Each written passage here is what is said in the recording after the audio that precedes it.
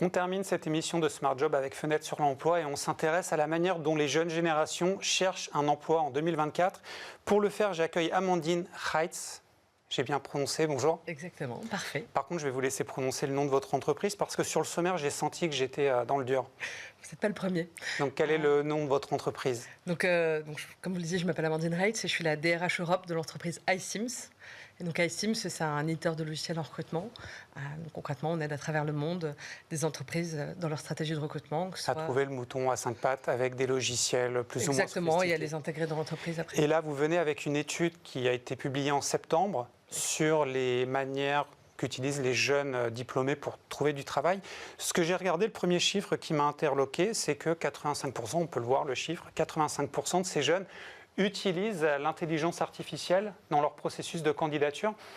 J'ai envie de vous dire, c'est pas si surprenant que ça. La vraie question, c'est par rapport aux recruteurs, en fait, est-ce qu'on est sur les mêmes niveaux ? Alors en effet, je vous rejoins, ça ne me surprend pas beaucoup que 85% des jeunes diplômés utilisent l'intelligence artificielle. Ils ont grandi avec des technologies, ChatGPT sur toutes les lèvres depuis 2 ans, donc il n'y a rien de très étonnant au fait que des jeunes diplômés l'utilisent. Si on le met en miroir, en effet, il y a plus de 99% des recruteurs qui utilisent, qui déclarent avoir utilisé de l'intelligence artificielle dans le cadre de recrutement, et 60% d'entre eux disent vouloir l'utiliser plus dans les processus de recrutement.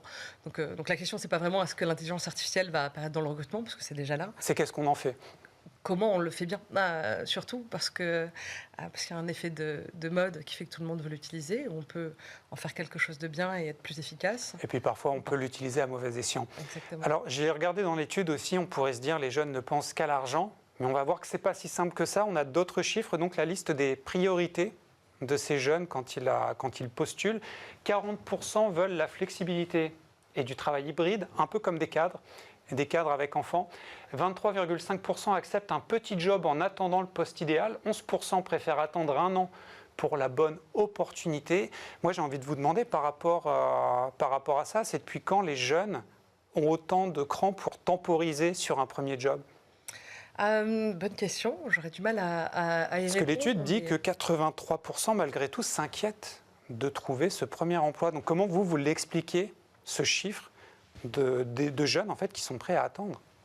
Alors, sur ceux qui sont prêts à attendre, il y a quelques nuances à apporter, puisqu'ils sont prêts à attendre pour trouver la bonne offre, mais on voit aussi dans notre étude qu'une grande partie d'entre eux sont prêts à prendre des petits jobs pour trouver la bonne opportunité. Ce qui est la situation intermédiaire, on va dire. Exactement. Donc en fait, ils préfèrent attendre pour trouver la bonne offre, avec les bonnes conditions, tout en étant pragmatiques et en ayant des petits jobs, quels qu'ils soient, quitte à continuer leur job étudiant. Et maintenant, ce que vous me dites est vrai. Donc, il y a 40% des étudiants qui déclarent que la flexibilité, le fait de pouvoir travailler en mode hybride est le premier critère dans leur recherche. Moi, ça me semble un peu fou. En tout cas, à l'époque, j'aurais pas eu l'idée de demander à faire du télétravail parce que personne n'en faisait. Mais force est de constater que depuis 4 ans, ça s'est généralisé, même si ces derniers temps, on voit beaucoup d'entreprises qui essayent de faire revenir leurs effectifs au bureau de plus en plus souvent.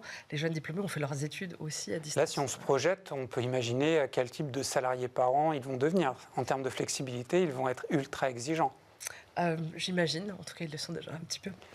Selon ce que vous avez vu, selon les chiffres de votre étude, c'est quoi le job idéal pour un jeune en 2024 ?